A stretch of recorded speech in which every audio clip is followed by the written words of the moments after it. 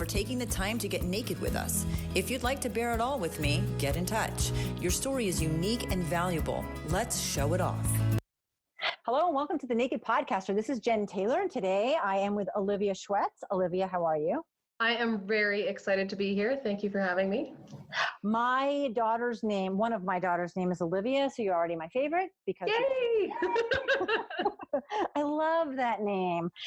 So I want to jump in first with what you do right now, and your website is called Wake the Wild Within. Mm-hmm. Jump in and tell me about that, because I already know I have questions. So real quick, Wake the Wild Within, couldn't even tell you how that business name was born, but what I do, I am an Intuition Reactivation Coach. That is the title I have given myself, which is so amazing to say. I basically help women reclaim their inner authority. So I take them from a place of feeling like they have no power, like they're very confused in their purpose and their direction and their life. And I just help them start to tune inward, to start listening to those inner whispers and those nudges that we ignore relentlessly. And then we go, oh, I knew it, or oh, I told you so comes through your mind. So I kind of help to reestablish that connection so that people really feel empowered and validated in their own decisions. Which is so cool. And the other thing, so you do a lot. You do the intuitive guidance reading, and tell me about that one. Let's go through these one at a time.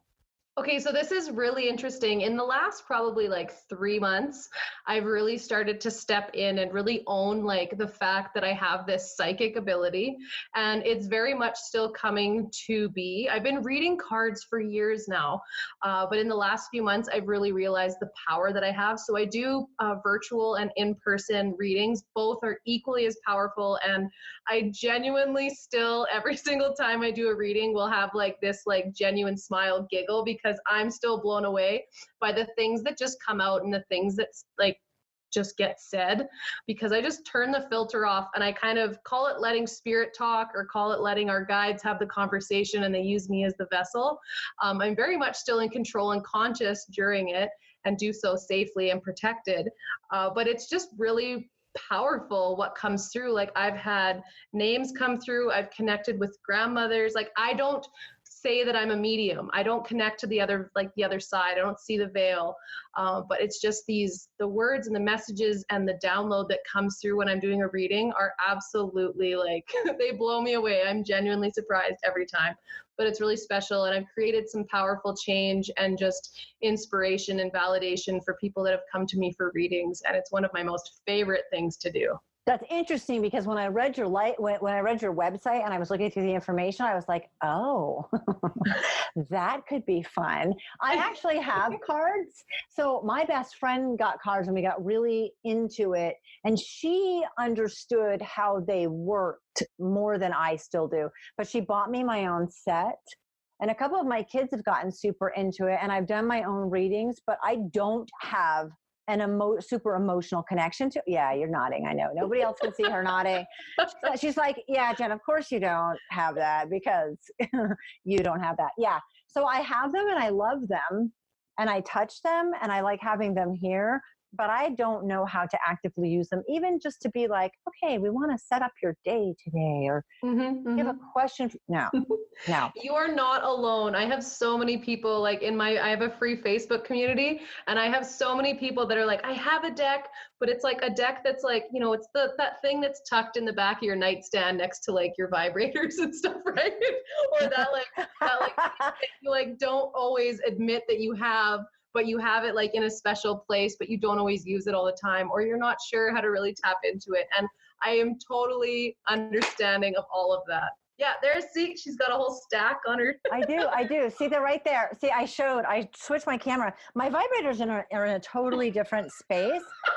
I'm not going to show you those on. Okay, perfect. Yes. I mean, I can tell you about it another time.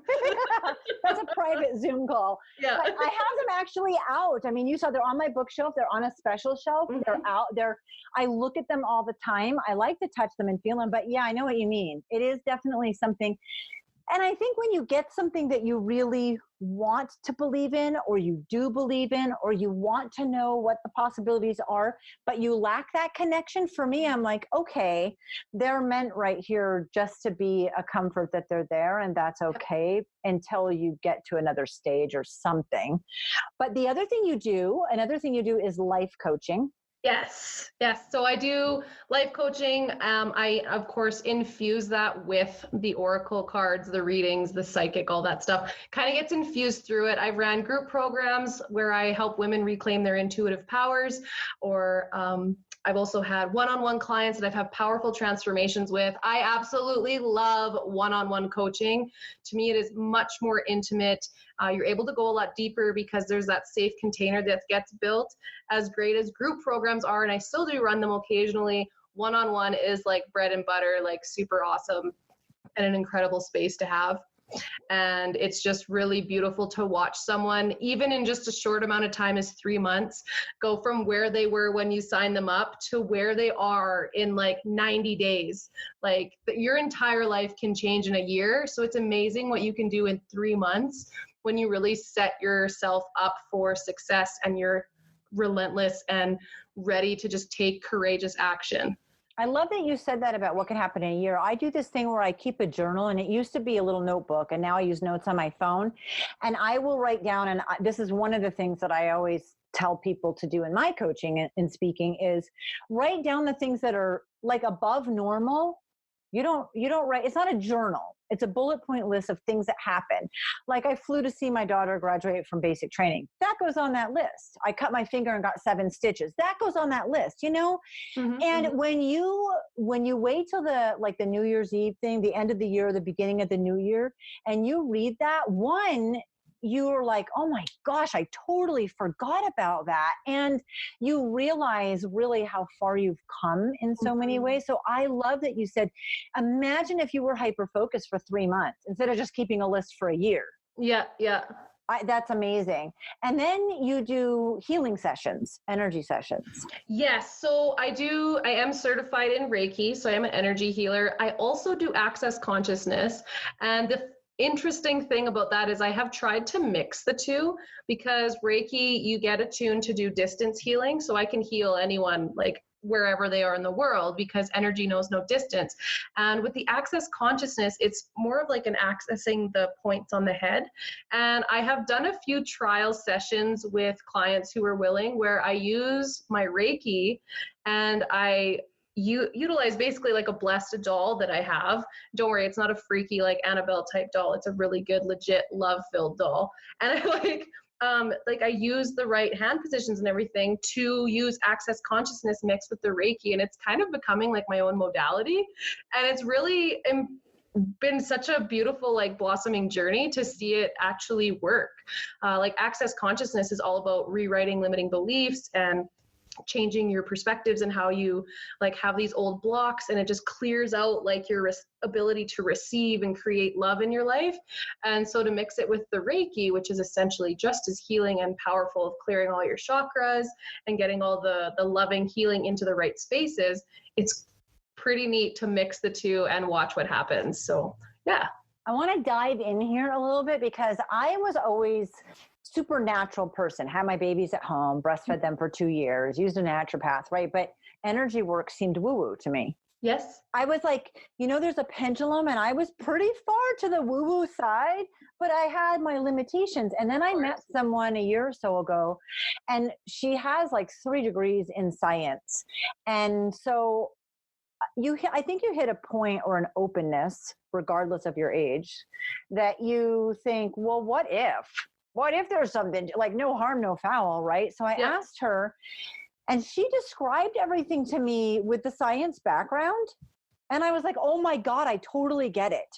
And now I went from being, yeah, that's cool, that works for you, it's a little out there for me, to being like, give me more energy healing. Because it clicked for me, whatever was missing for me, the how it works. And the easiest thing, when my husband was like, are you getting totally woo-woo on me? I'm like, yeah, like breastfeeding a baby for over 2 years isn't. Like, okay.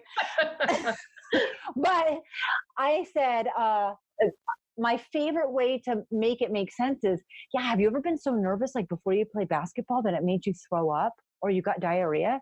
And he's like, yeah, like every time before a game. I'm like, yeah, so that's your emotions making your body physically react. And he was like, oh, and then there's the, oh shit. Here we go. I'm like, you like Bruce Lee, right?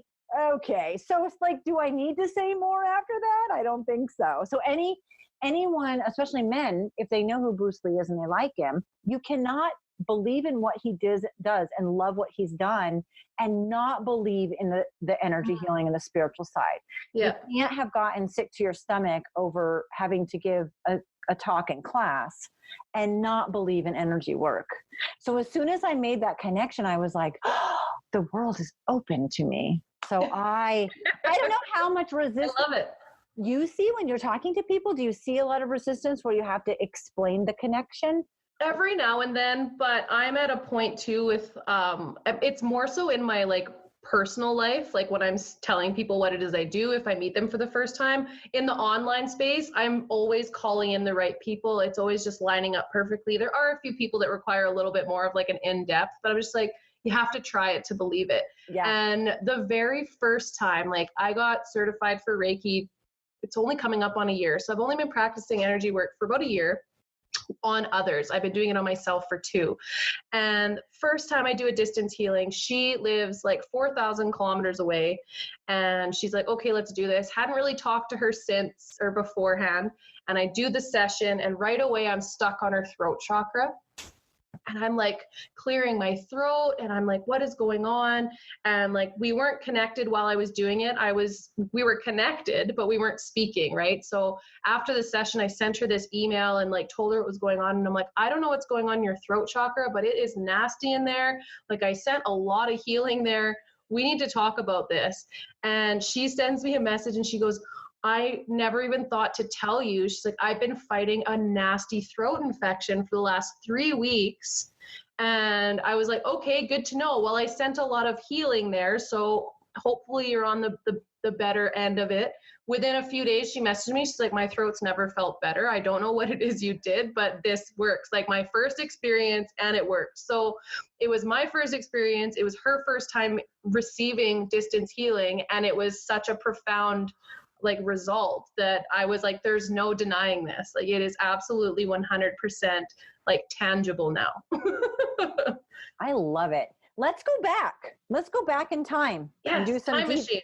Time machine. You're from Canada. Yes, I am. I heard the accent and you used kilometers. I did kilometers. I'm a runner. So I'm like, oh, how far would I have to run to get to Yeah, a really, really long way. It's like 2.2. Well, 5,000 is 3,100 miles. So 5,000 kilometers is 3,100 miles. Yeah. I know that because a 5K is 3.1. Look at my brain doing math on my body. You. Wow, on a Monday? On a Monday. So you're in Canada. Take me back to whenever things started with you in your life that were tough. Okay, well, I had a lovely childhood. I had a lovely upbringing. There's nothing traumatic that I remember that I've tapped into in regards to that. Everything kind of started, I was engaged when I was 18 and I moved to the city. I was a small town girl. We moved to the city together. And basically, let's just say the city got a hold of me and I realized there was a whole new world out there. And through my own terrible actions, I cheated on my fiance. Oh, wow. My throat got all, clearly I still haven't healed from that. I cheated on my fiance and then I felt awful about it and I had to break up with him. So I broke it off with him. He was willing to work it out, which I thought back then was like, why would you want to do that?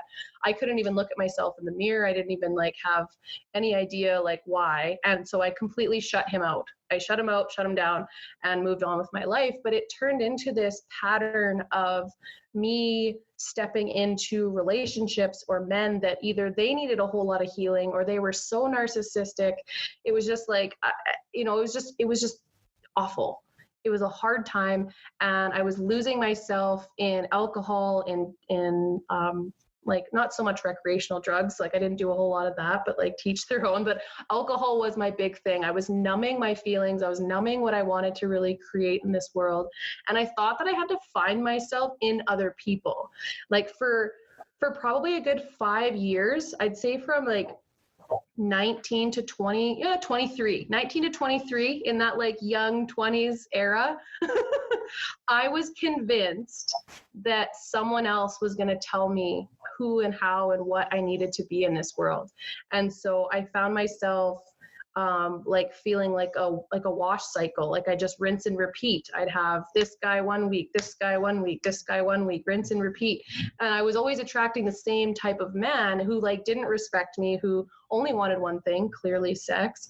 And I had no idea what I was doing wrong. And I had this very like needy personality. Like I would cling to a relationship right away, or I would like instantly feel like I would try to be the people pleaser. And then my people pleasing habit started coming out. And it was just this rocket roller coaster of highs and lows, of terrible relationships, and just, you know, like whether you call it, what's the words I'm looking for? The words escape me, but I was in just a slew of bad relationships, and I wasn't learning the lessons the universe kept presenting to me because I was shut off from anything to do spiritual. And it's interesting that happened because before I was 18, I was getting my cards read. I was going to psychic fairs. I was interested in the spiritual world. But for some reason, when I turned 18 and I moved to the city and I got into alcohol and I could go to bars and meet all these dudes and be single and mingle, I shut that part of myself down, and for some reason gave my power away to these people, or these men, these boys really, who had no idea what to do or how to make me feel like the queen that I should have been. And I lost a lot of my self-worth. I lost a lot of who I was, and I felt completely depressed. I was sad. Like I have pictures I found of myself from like 2010 and 11. And you would see a picture of me now and be like, is that like a distant cousin? Because you look the same, but you look completely different. And that's because I had given so much of myself away and had no idea what I was actually worth and what my value was, that I felt empty inside.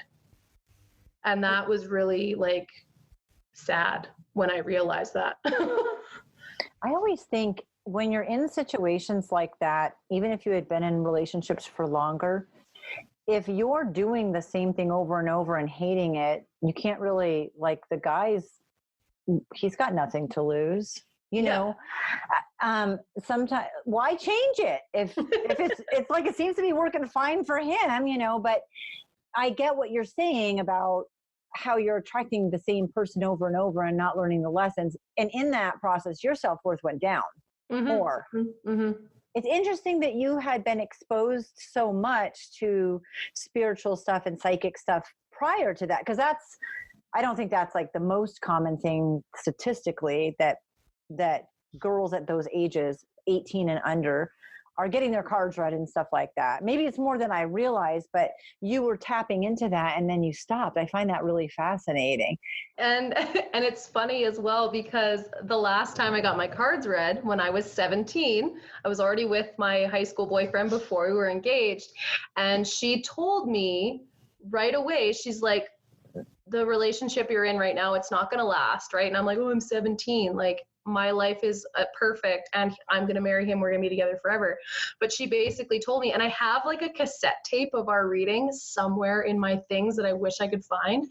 And I want to reread it or re-listen to it, because she basically told me, and I was so angry after the reading, because she told me that basically my entire life would fall apart and I would become like this person that I wouldn't understand. And I'm like, that doesn't make any sense. Like, who are you to dictate the future of my amazing marriage, right? Like, I was 17, I was invincible. And that was the very last time I had my cards read, up until I was probably 23-ish, 24-ish, when I was starting to come out of it.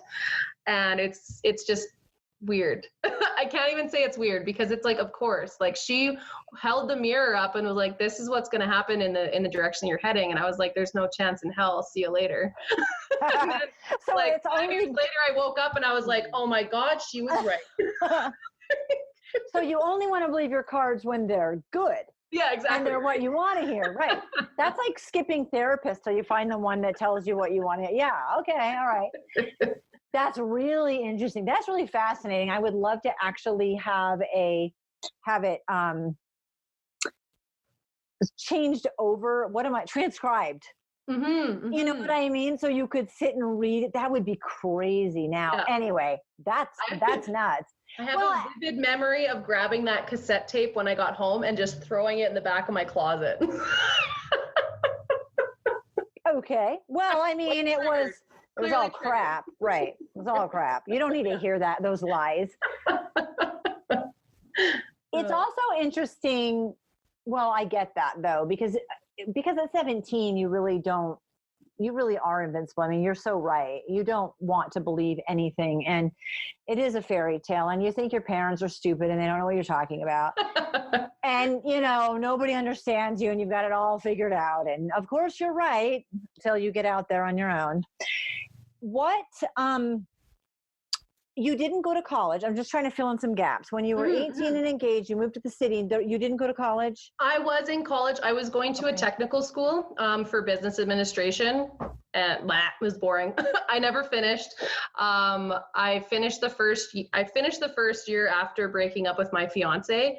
It was very tough. It was a very interesting time. We broke up around the February, so I had a couple months left of school, and it was just a very interesting time. I managed to finish school, like pass all my classes just barely. Luckily, I had great grades heading into the second part of that year, because the second half of it was a shit show of breakups are messy, especially when you're young and engaged. We were living together. We'd bought a place together in the city. So it was a bit of red tape to go through. And I was young and naive, and the gentleman that I had cheated on him with, I ended up dating. And so things got super complicated and it was just a mess. But yes, I did go to some college and tried to go back over the next couple years to finish it part-time, and then realized it wasn't aligned with my direction and kind of gave up and went back to just working full-time before I realized I wanted to start this, which there are other things that happened that led into that, which I'm sure we're about to dive into. We're about to dive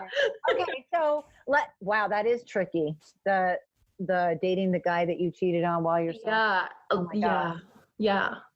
So keep going. Okay, I just kind of wanted to get some reference. So you did try the college thing. Business admin for you is like, I know, right? Math for me. I mean, I can't even do the administration in my business right now. That's the only reason I think business admin, you should get your associates in business admin. Yeah. Because no matter what you do, you can at least you have the knowledge of what you have to do, even if you don't know how, if you start your own business or you're working in someone else's business and you're like, holy red flag. So I am actually really pro business admin. Mm-hmm. Just because for your knowledge going through the rest of your life, as you know, it could be helpful. But I get that it was not your thing. No, it wasn't. I use some of it. Don't get me wrong. The debit and the credit and the balancing of the books. Yes, it all makes sense. I get it. Right. It has its place. Education is priceless. It truly is. I fully am behind people going to university and getting education that they're aligned with. I just went because my parents were like, we're gonna pay for your first year. What do you want to do? And I was like, throw a dart at a wall kind of feeling, right? So I landed in business admin because it seemed like something any typical small town girl would fall into, I guess. So that's where that was. I think there's so much pressure on kids in their junior and senior year to figure out what they want to do. And you don't have any idea who you are, at all, not even a little bit. And I have always been a big believer of look through all the courses and the first year, choose only the things that resonate with you, only the things that you're curious to know more about. And if you find a couple where you're like, God, I love graphic design, or I never knew I would just love this class.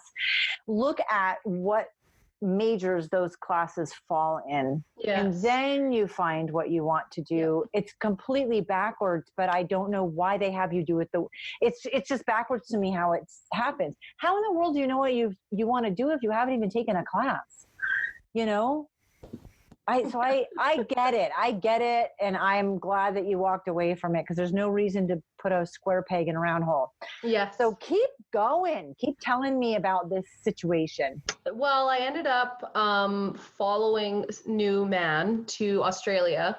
We weren't traveling. We were there for 9 months. It was amazing. And then he wanted to come back, and he wanted to start searching for a job that he'd gone to university and graduated with.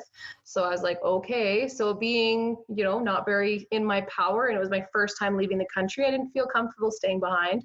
And I am grateful that I did come home. We ended up breaking up a month after I got back for the summer. And then we got back together for about 6 months and broke up again. But when we moved back, I moved in with my sister, and I lived with her for about a year, was working in a restaurant. That's when I really started, in that summer when we broke up. That was my first time being single without being attached to someone, because I went from my high school boyfriend, who I dated from 15 to 19, to dating this gentleman so I was about 21, I think, 21 when this happened. And it was just like open season, like it was hunting season. it was a very interesting learning curve of time in my youth. I call it my youth, but it was my young adulthood. And we all get there. We all experience it. I have no shame or guilt around it, around what happened and how it all happened, or who it all happened with. However, it did take a long time for me to realize that how I was going about living my life wasn't exactly constructive. I was partying way too much. I was either drinking, drunk, or always about to be drunk for probably about 4 months. It was becoming a problem. And I ended up doing the online dating scene, right? That was like that big thing that came out around then. That was how it made it so much easier too, is you could just, oh, nope, oh, yep, right? And nowadays it's even worse with that Tinder, Bumble, or whatever they are. I'm completely happy in my relationship now, so I'm glad I was not a part of that, but it works for some people. No judgment ever. But it was messy, and I experienced some really close calls of like almost being like sexually assaulted because of the situations that I was putting myself in, because I thought I was so invincible. I thought nothing could hurt me, yet I was still searching for this feeling that I wasn't finding. And it wasn't until I met a man that I dated for almost 2 years. I dated him until 2011. And that was the most silenced and stifled of a relationship I'd ever been in. I was manipulated. He cut me off from my friends and nearly my entire family. Constant verbal, mental, emotional abuse and games that were just relentless and never ending, that I never really understood. I thought that was just the relationship. I didn't see it as abusive until years later. I didn't see it as wrong until I finally managed to break up with him. And throughout this relationship, he'd convinced me that the only way to fix what was wrong with us was to have a child. So I stopped taking birth control. And thank goodness, Mother Nature had other plans. I never ended up getting pregnant. And we broke up in the summer, and I was back on birth control. And in good Olivia fashion, I had found a quick replacement. I was never alone for very long. I was never single for longer than a couple months at a time. And I met this really amazing man, and we went on a weekend getaway, and we connected and we hit it off. And he was like, I'm like, this guy is way out of my league. Like he's sexy. He's got tattoos. Like he's like kind of badass, but like he's way beyond my league. Like I'm just this small town, goody little two shoes girl who's like been, escapating. But like, I just felt like he was beyond me. And it turns out we were very much in similar places. But we ended up falling pregnant that weekend. My birth control hadn't really kicked in yet. So I just met this man and hooked up with him and had a powerful, incredible weekend. And I didn't know I was pregnant till a month later. We were still seeing each other. And it was then that I started to things kind of started to unfold for me.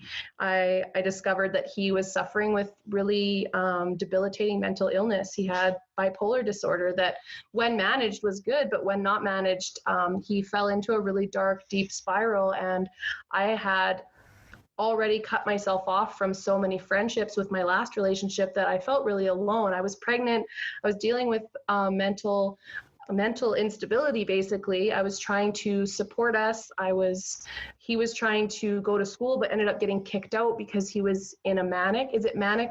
I still apologize for my lack of terms, but he was in the not good side of the bipolar disorder. I think it's manic when they're just like really out there and everything's happening. And it unfortunately ended in a way where I chose to have an abortion, which is a decision that growing up I never thought I would have to make. But I knew that I wasn't willing to bring a child into this situation, knowing I couldn't even support him and a child and myself. I just knew I wasn't strong enough to do that. And I carried a lot of guilt around my abortion for a really long time. And it wasn't until a few years ago now that I really healed that. But after the abortion, things started to get better. I thought we were going to be okay. But it turned out his demons were much stronger than I could manage and he could manage, and I lost him. His heart ended up giving out on him 2 days before Valentine's Day, and he was 29 years old. And I remember telling him, I will make you see your 30th birthday. And I didn't get to do that for him. And so I lost our child, and then I lost him after telling him, like, we can get through this and try again, because we had such an intimate and strong connection, but it wasn't perfect, and no relationship is. And it's interesting how life plays out, because it was his death that offered me a chance for my rebirth. And I am forever grateful for us being in each other's lives for the short 7 to 9 months that we really had together, because I was with him to show him the light in the last few months of his life. And he was with me to offer me that chance to start again. And it was in the moments of grief and planning a funeral on Valentine's Day and telling his mom, like picking up the phone to tell his mom that, like, he's not coming back from this one. Like, this is for real, was one of the hardest conversations I've ever had to have. And I'm still in complete gratitude and feel as if I'm living for him and myself in this new life that I've created, because without, and I don't want to call it a sacrifice, but without his journey ending where it did, I don't know where mine would have gone. And his journey impacts my partner's journey too, who I'm with now. I actually met my current partner when I first came back from Australia, but we weren't ready for each other. And then a few months after the loss of my boyfriend, he came around and we actually ended up saving each other. I was in a space where I needed to restart, and he was in a space where he needed to restart. And we created this beautiful friendship with no expectations, no desires, or no pressures for like sex and drugs or alcohol or anything. It was just like, let's just hang out and like be together. He would hold me when I cried, and he would just help me through my grief. He was never judging. And it was in those next few months, and this is now in 2013, it was in those next 6 months where my rebirth really started. And he gave me the space to heal and to expand and to find myself. And it was then that I realized that I spent how many years from the time I was like 20, say, until it was 4 or 5 years, I spent searching for everything in everyone else. And I thought I had to sell my things, put my stuff in a backpack, go travel the world, hitchhike around wherever to find myself, when really all I had to do was slow down and stop and pause and realize that everything I ever needed was inside of me. I just needed to listen. And like, that's kind of where I've been growing from ever since. And that's now 6 years later. I'm still with him. I'm still growing. He's still supporting. And I'm in this incredibly different space. But had the things that I experienced not happened, I don't know where I would be. So I'm extremely grateful for all the hardships, for all the challenges, for all the terrible men I let into my my vortex, if you want to call it that. All of it, it all happened for a bigger purpose than I realized. And I'm forever grateful for that. There's a lot here. Yes. I was like, we're going to have to like go back. Disseminate this. Well, the relationship you were with where you went to Australia and stuff like that, it was still, what I think is hard is that in bad relationships, really great things happen that we really love. And you can look at a relationship, like you said, I didn't realize how bad it was till I get out of it. It's very insidious. It's not like this guy walks in the door and flips a switch one day. Yeah. It's something little here and it's something little there. And in between that compound interest of things getting worse, there are all these bright, happy moments. And so I always think it's important for women who are in relationships, or men, but when you're in a relationship and you're questioning, like, that was a really horrible thing to say or to do, or there's, drinking's not an excuse to hit me, or whatever you're going through, that then it's followed by that bright moment. When you leave someone who's abusive, it doesn't mean that they didn't have a lot of great qualities. Every narcissist does. Ask them, they'll tell you. And like, I'm grateful that like I never experienced the physical abuse in any of my relationships. It was more so like, and I don't even know if half of them knew what they were doing was considered emotional or narcissistical or any of that kind of, that's their own traumas and their own wounds and their own upbringings and things coming through that they're not even conscious of that they're doing. So like, I don't really like to place blame on anyone. Like, I take everything that I experienced was because I put myself there, and everything that I got out of was because I realized it wasn't okay for me to be in that situation anymore. And I made that choice to leave. And I get that it's really hard to leave. My one relationship I was in that was very emotionally and like verbally abusive, I think I broke up with this gentleman over like 2 years. We probably broke up like every week, if not every month, if not every other month. It was one of those, like, my intuition kept telling me like this needs to end, but then I would get like sucked back in some way. And I get the spiral that you get, I'm going to get out and I'm back in. I'm going to get out and I'm back in. And you just can't seem to break the cycle, but it is possible. And it's so important to like own that of yourself and know that you're deserving of way better. The other thing that you own without any issue is that you put yourself in those situations. So I have adult kids, and we can all relate to these situations where you go out and you want to escape and relax. I mean, I've had alcohol. I know I hit a point where my shoulders drop, and then I feel like you didn't realize you were so stressed till you weren't anymore, just about normal life stuff, not even any big deal. And you want to let your hair down, and maybe you're introverted and the alcohol helps. There's all of these things that are absolutely 100%. You're stressed and you just want to escape from it a little bit.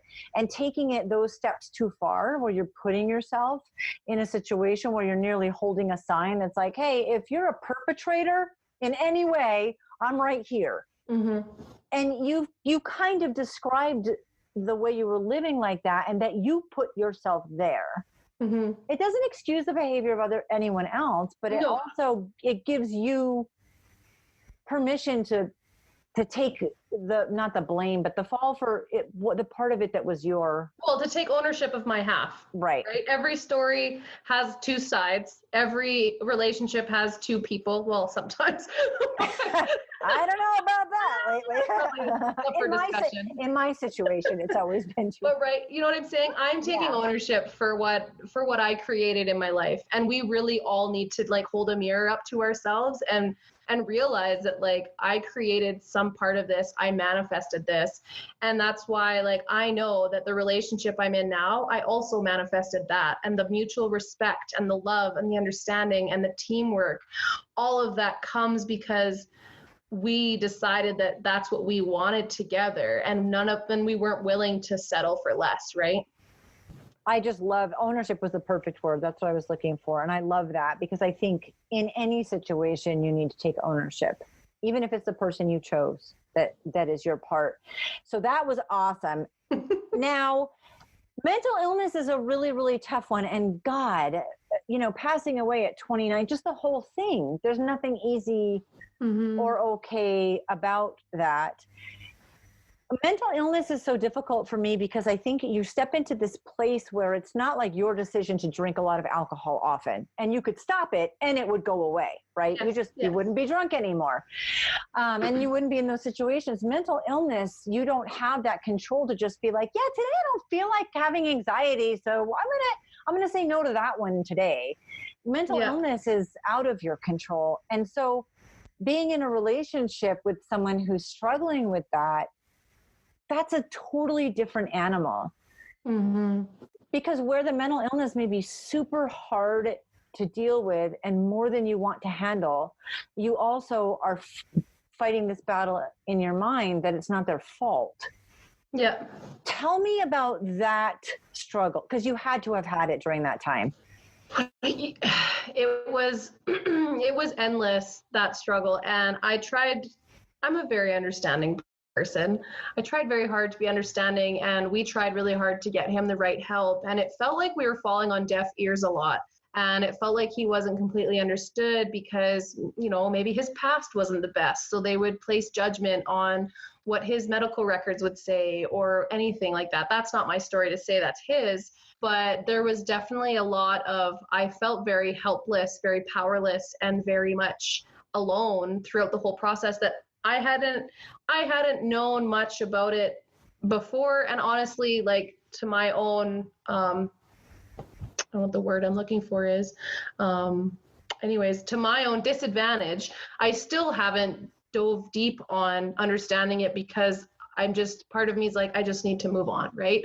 But it's really unfortunate that that's what happens, is that it's kind of skirted under the table, or it's kind of ignored, like that, like that pet that won't go away or something, or that one person that always has that thing to say, they're just kind of silenced but they're still speaking.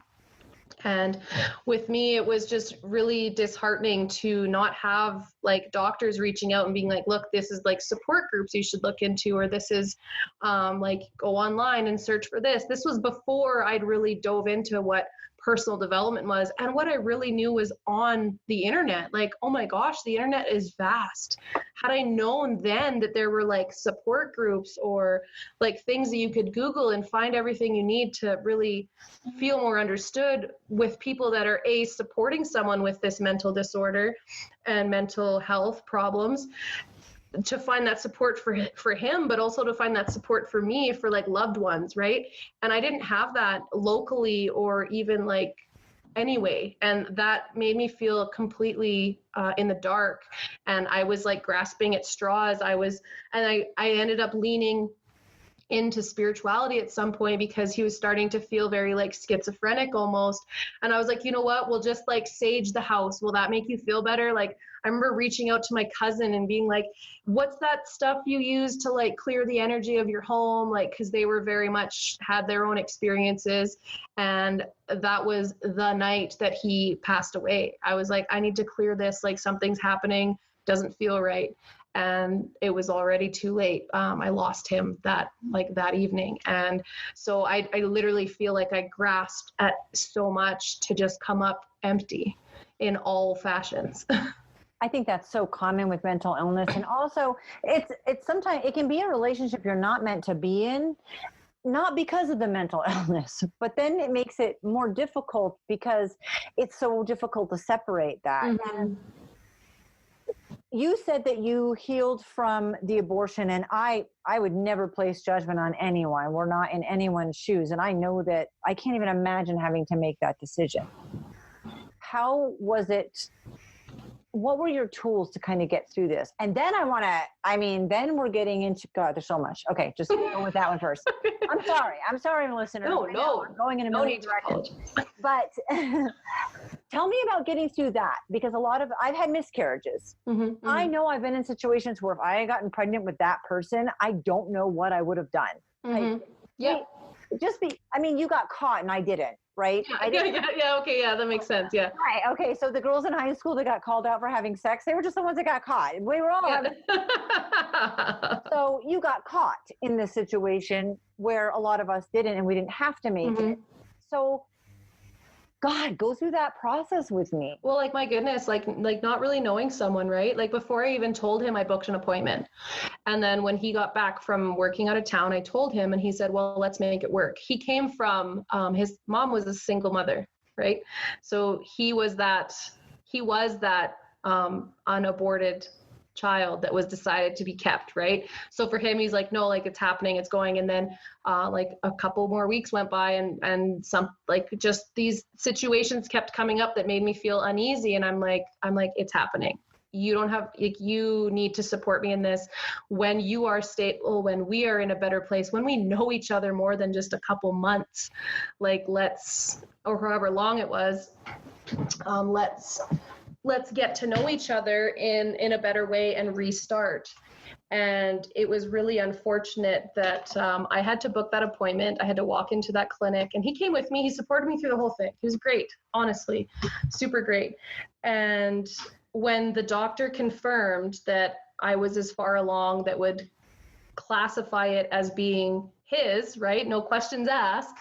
There was this moment of silence that hung in the air like a thick, heavy fog. And I knew then that if he didn't say anything, I was for sure going through with it. And the woman that helped me with my procedure, gosh, I wish I knew her name. I'd love to thank her and give her so much credit, because when I was in the procedure, she whispered in my ear, and I wish I could remember exactly what it was, but she whispered, the timing's not right now, so we're going to send this one back, right? And it will come back to you when you're ready. And I lied to all my friends about what happened. I told them I had a miscarriage because I was like, I don't want to be judged. I don't want to be criticized. I don't want to be shamed. And I lied to them for a couple years about it, like into my new relationship. Before I fessed up, I had a really good friend reach out to me while I was on vacation with my new man 2 years later after the abortion, and she's freaking out because she's having a miscarriage, and she's reaching out to me because I've experienced it and what was it like.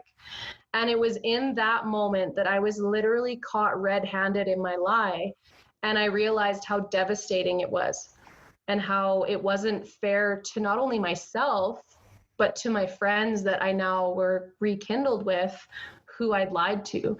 And I had to admit to her over the phone while she's having a miscarriage that I didn't actually have one. I chose an abortion, and I can't help you. And that was like a stab in the heart for me. I cried on the side of the street. My partner's like, what's going on? And I told him, and I was like, I can't carry this lie anymore. It's just not healthy. It's not helping anyone. And I slowly started to share it with everyone.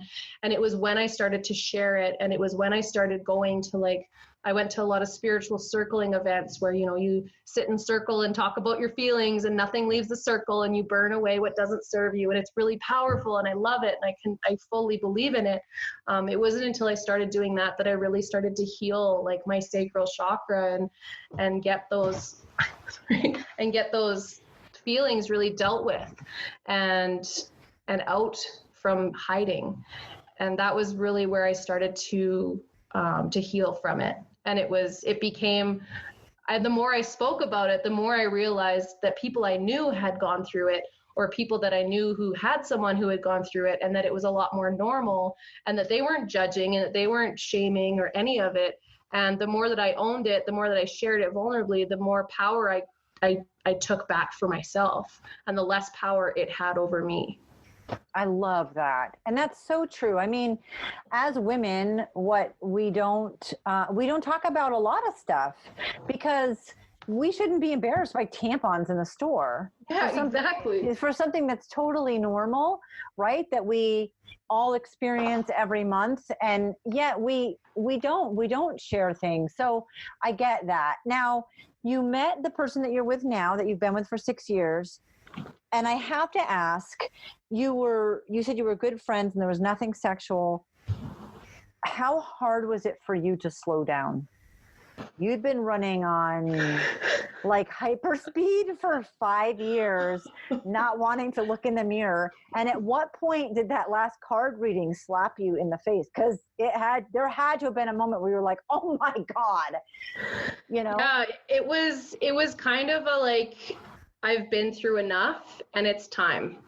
I realized that, especially after the loss of my boyfriend, I realized I had two choices: that I could crumble in the rubble of my life that I've created and continue to kind of rot away in this unhealthy pattern of terrible relationships or bad situations or unhealthy situations by the millions, or I could take my power back and restart my life. So I did. And he was a big help in that, because he just gave me that space to just have fun, to just be myself, to just figure myself out, really. Like, there were some awkward growing pains that we went through where, like, I was talking about fairies and angels, and and he's kind of looking at me like, it's making you happy, you're smiling, I don't quite understand or see your perspective, but I'm not going to touch it because it's working, right? And then he started seeing me like come back to life. Like, he was very much witnessed like the phoenix coming out of the ashes. And I owe so much to him for his patience and kindness and just ability to create a container where I could not only grieve for the loss of my boyfriend and my abortion and all of the ridiculous situations I put myself through in my early 20s, but I was able to blossom and flourish as this incredible person that I always had been. She was just hidden behind all these layers of not believing and self-doubt and masks that were meant to protect but actually hindered. And when I kind of ripped all those masks away and I was like, hey world, here I am, I want to come back with this positive light, I want to spread love and be spiritual and just like offer what I have to give and raise your vibration in the process, I created this community of support that I didn't have 5 years ago. I created like these people that would search me out on Facebook just to see my posts and my inspiration or my card readings when I started sharing those. And it was through that process of rebirth over the last really 6 years, I continue to rebirth myself in new, beautiful ways daily. I think it's important to do that. But it's just been such a process of watching myself finally step into the person I'm meant to become. And one of my favorite sayings that I always say is, I'm far from who I once was, and I'm not yet who I'm going to be. And I'm finally in that state in my present life where I'm completely, like, I look around and I am filled with so much gratitude. I'm filled with so much love for not only the personal work that I've done and the steps that I've taken, but for the people that I've called into my life. I created a support system that I didn't have. I created a tribe that I didn't have. I created all of this because I chose to start living my life differently. And every single one of us can do that. Not only that, but you took the gifts that, I mean, okay, so when you had that moment of calm, and I'm guessing drinking slowed down and partying slowed down and Tinder swiping slowed down. Oh, and like, never, yeah, no, I know. Thank you. I can celebrate that. No more online dating, no more of all of that stuff. And you have this space to be yourself. What I know that it's hard to slow down and do that. And that's so great that you had that space, but now you're able to help people. You are that space. You're creating the things that you needed that 5 years. Although we do all have to be ready for that. Yes. I agree. Sometimes we can follow the person and just know that you're there for a while before we're really fully ready. So people searching that out doesn't surprise me at all, because a lot of us are searching for that. How did you know that this was your calling? Because you could have made t-shirts with positive sayings That's or true. like there's a million things. I think people take their struggle and their personalities and what they love and are good at and create a business. So if you and I had similar backgrounds, we could have totally different businesses. How did you figure that out? Honestly, I was going to see like clairvoyance in dealing with my abortion and the loss of my boyfriend being so sudden. his loss, I got a lot of closure from speaking to a local clairvoyant that I'd become friends with. And I saw her every year for a while. I haven't seen her for a couple years now because I feel like I'm good. But she helped me with closure. She helped me and she opened me up. She's like, there's something that you need to pursue. Like, just go out and buy yourself cards, right? So I followed someone on Instagram who inspired me, and I went to my first I went to a metaphysical store and bought my first 2 decks. And I just started pulling cards for myself, and it really helped me start my day. It really helped me validate or confirm things that I was going through or feeling, and like they always just lined up. And it was when I had my first Reiki treatment while I was on vacation that I had a woman be like, why don't you just share it like unapologetically, basically, like share a 3-card spread online, just try it. I was like, oh, no way. And I finally mustered up the courage. And the first time I shared just a 3-card, pick a card, right? Like 3 cards face down, pick a card, comment, I'll post the reveal kind of thing. I had over 70 people from my friends list comment. And I was like, wow, like people need this, like people love this. And I just started sharing it every Sunday. And I did it every Sunday for 2 years just for fun. I just loved it. I just enjoyed it so much. And then I started getting into really deeper personal development. And I thought it was life coaching, and I was kind of doing card readings on the side here and there, but I wasn't really pursuing it. And in the last like 6 months, I've finally like really been like, it's the readings, it's my intuitive ability to tap in and like deliver messages that are really profound. And I've been doing it for years without realizing it. And so I started to just pursue it more. I started to do readings in person. I started to offer like parties for my friends, and they all loved it. And I didn't really understand how it could be a business. And now that I'm like really embodying and like speaking with conviction about having psychic abilities and having the skill and talent that I've developed over the years to tune in and offer that guidance and that inspiration through the cards, it's absolutely like mind-blowing how the clarity has just really honed my business in. Life coaching is still very much a part of it, but the card readings and the change that I can create with people in like 30 minutes is so powerful. And it's just, I have no words to describe how it makes me feel every single time. But like, I've been making people cry so much lately that I'm like, I need to start bringing tissues wherever I go. The Awesome. readings are just like, they're just blowing my mind, and they're blowing theirs. And it's just, it just feels good. You have to find something, you have to experiment. You might get things that you try that you don't like. Like I tried obviously business admin. It wasn't my thing. I was in the electrical world for a long time. Funny, right? Working with energy in a different form, to working with energy in this form. And like, it's just been a whirlwind and an incredible journey filled with highs and lows, but it's always been, my guiding star has always been what brings me joy. And I had one of my mentors used to say, it's following your yum, right? Like when you eat something and you're like, oh, yum, like that was so delicious. What in your life makes you have that like really satisfied and satiated feeling of like, that was really good, I want more of that? Those are the kinds of things you need to pursue. For me, it was my readings. It was inspiring people. It was being that positive light. It was empowering, and it felt so good. I couldn't think of anything else that would make me feel any better. How amazing is that? And so if it had been putting names on t-shirts, you would have done that. Yes, exactly. It could have very well been that. And I do have a sideline of wanting to create some t-shirts. So oh my gosh, you're welcome. So I always bring it up because I'm a minimalist, but like t-shirts are small and you can roll them up right into this little tube. And Definitely. So I can have like 50 of them and they take up like no space. So I feel like I can be minimalist and justify having 50 t-shirts.